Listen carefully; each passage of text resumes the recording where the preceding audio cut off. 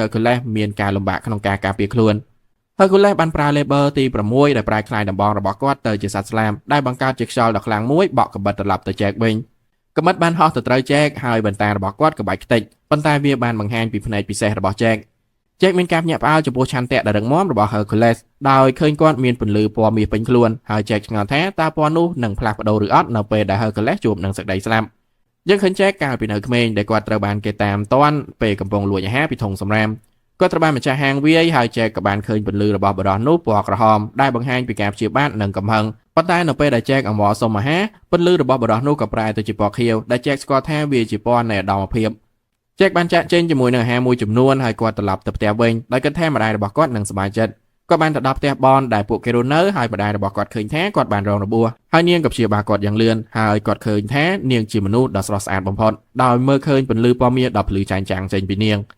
ថ្ងៃមួយពេល Jack កំពុងអានសៀវភៅនារីម្នាក់នៅក្នុងផ្ទះបនឆ្ងល់ថាហេតុអ្វីបានជាម្ដាយរបស់គាត់សម្រេចចិត្តទុកគាត់ព្រោះនាងបានរំលូតកូន5ដងមុនរបស់នាងរួចទៅហើយនារីនោះអាណិតគាត់ដែលត្រូវធំឡើងក្នុងស្ថានភាពបែបនេះប៉ុន្តែ Jack និយាយថាគាត់សប្បាយចិត្តដោយទទួលបានការថ្នាក់ថ្នមពីក្តីស្រឡាញ់របស់ម្ដាយគាត់ប៉ុន្តែថ្ងៃមួយពេលគាត់ត្រឡប់ទៅផ្ទះវិញជាមួយអាហារមួយចំនួនក៏បានឃើញម្ដាយរបស់គាត់កំពុងតែយំដោយសារអត្ថបទកាសែតមួយនាងបានដឹងថាបរិះដែលនាងស្រឡាញ់បានរៀបការហើយក៏បានសន្យាថាគាត់នឹងត្រឡប់មករកនាងវិញកាលពី13ឆ្នាំមុនដូច្នេះនាងក៏ខូចចិត្តយ៉ាងខ្លាំង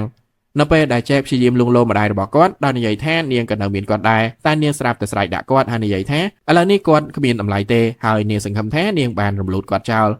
Jack ដឹងថាគាត់គ្រាន់តែជាឧបករណ៍ដើម្បីភ្ជាប់នាងទៅនឹងមនុស្សដែលនាងស្រឡាញ់ប៉ុណ្ណោះហើយ Jack ក៏ឃើញពណ៌របស់ម្ដាយគាត់ប្រែទៅជាពណ៌ក្រហមគាត់ចាប់ផ្ដើមច្បាច់កនាងដោយយល់ថាពណ៌នោះគួរឲ្យស្អប់ខ្ពើមហើយនាងក៏ប្រែទៅជាពណ៌ស្វាយដោយដឹងថាវាជាពណ៌នៃការភ័យខ្លាចគាត់ក៏យល់ថាវាស្រស់ស្អាតម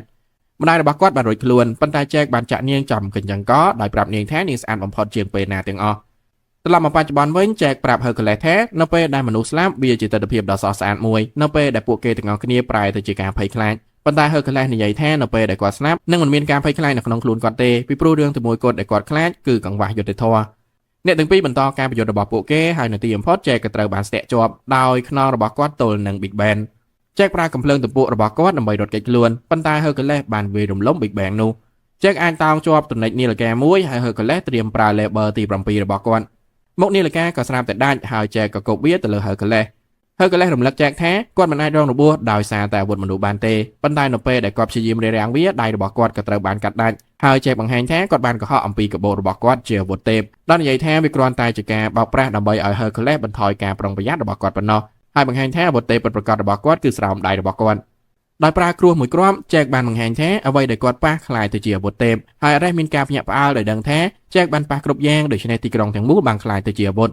Ares ចាប់ផ្ដើមភ័យប៉ុន្តែ Zeus ស្រាប់តែវាយគាត់ហើយរំលឹកគាត់ពីរឿងដែល Hercules គឺជាព្រះប្រភេទណា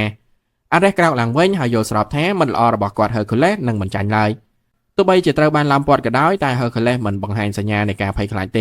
េគាត់បញ្ជាក់ថាក្នុងនាមជាមនុស្សនិងជាព្រះគាត់អាចមើលឃើញចំណុចអាក្រក់របស់មនុស្សប៉ុន្តែគាត់នៅតែស្រឡាញ់ពួកគេ Jack ឃើញពណ៌នៃសេចក្តីស្រឡាញ់ចេញពី Hercules ជាពណ៌ដែលគាត់មិនដែលគិតថាគាត់នឹងបានឃើញម្ដងទៀតហើយ Hercules ប្រកាសថាគាត់ក៏នឹងជួយសង្គ្រោះ Jack ផងដែរ Hercules បោះដំបងរបស់គាត់ទៅលើមេឃហើយដំណើរការ Leber ទី12របស់គាត់ដែលជា Cerberus ចុះមករកគាត់ហើយគាត់ក៏ប្រែកាយលាយជាមួយនឹង Cerberus នោះ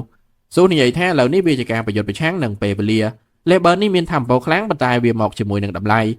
Leber នោះនឹងបញ្ចប់លុះត្រាតែវាលេបតបាក់គូវិជ័យរបស់ Hercules ឬក៏លេបតបាក់ Hercules ទាំងស្រុងការប្រយុទ្ធរវាងអ្នកទាំងពីរកាន់តែខ្លាំងក្លាឡើងហើយ Hercules បំផ្លាញអ្វីគ្រប់យ៉ាងដែល Jack គប់មកលើគាត់យ៉ាងងាយស្រួលទោះបីជាអាចគេចពីការវាយប្រហារជាច្រើនក៏ដោយតែ Jack បានការពារខ្លួនដោយប្រើគម្របលូប៉ុន្តែ Hercules បានវាយទម្លុះវាហើយក៏អាចវាយត្រូវ Jack ព្យាយាមរត់គេចដោយប្រើកំភ្លើងទំពក់របស់គាត់ប៉ុន្តែ Hercules លោតតាមគាត់រួចក៏វាយគាត់ហើយ Jack ក៏បានធ្លាក់ដោតជាប់នឹងរបងដែក Jack បានកាត់ដែកដើម្បីរំដោះខ្លួនហើយ Hercules ប្រាប់គាត់ថាគ្មានកន្លែងរត់ទៀតទេប៉ុន្តែ Jack រំលឹក Hercules ថាទីក្រុងឡុងទាំងមូលគឺជាអាវុធរបស់គាត់ Jack បានកាត់អគារនៅពីក្រោយគាត់ហើយនៅពេលដែលវារលំគាត់ក៏បានលោតចេញពី Hercules ដើម្បីគេចខ្លួនហើយ Hercules ក៏ត្រូវបានអគារសង្កត់ការប្រយុទ្ធហាក់ដូចជាចប់ហើយប៉ុន្តែ Ares ស្រែកឲ្យ Hercules ក្រោកឈរហើយនៅពេលនោះ Hercules ក៏បានងើបចេញពីកំណប់បែកបាក់ហើយក្រោកឈរម្ដងទៀត Hercules ប្រាប់ Jack ថាមិនថា Jack ព្យាយាមអ្វីក៏ដោយបេះដូងសុចរិតរបស់គាត់នឹង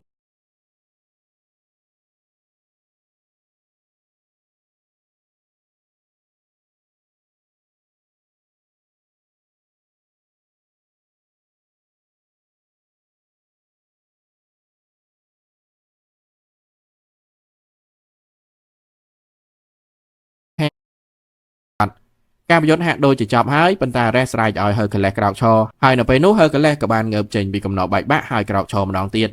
Hercules ប្រាប់ Jack ថាមិនថា Jack ព្យាយាមអ្វីក៏ដោយបេះដូងសុចរិតរបស់គាត់នឹងមិនរង្គោះរង្គើឡើយ Jack អរគុណគាត់ដែលដឹងថាពណ៌របស់ម្ដាយគាត់គឺខ្លាំងខ្លាយគាត់មិនដែលដឹងថាស្នេហាពិតគឺស្រស់ស្អាតបែបនេះទេប៉ុន្តែគាត់នៅតែចង់ធ្វើឲ្យ Hercules ភ័យខ្លាច Jack រើសយកឈើមួយដុំនិងទ្វារមួយចំណែកដោយប្រែក្លាយពួកវាទៅជាអាវុធទេពហើយបានប្រយុទ្ធជាមួយនឹង Hercules ក្នុងចម្ងាយជិតជាលើកដំបូង Hercules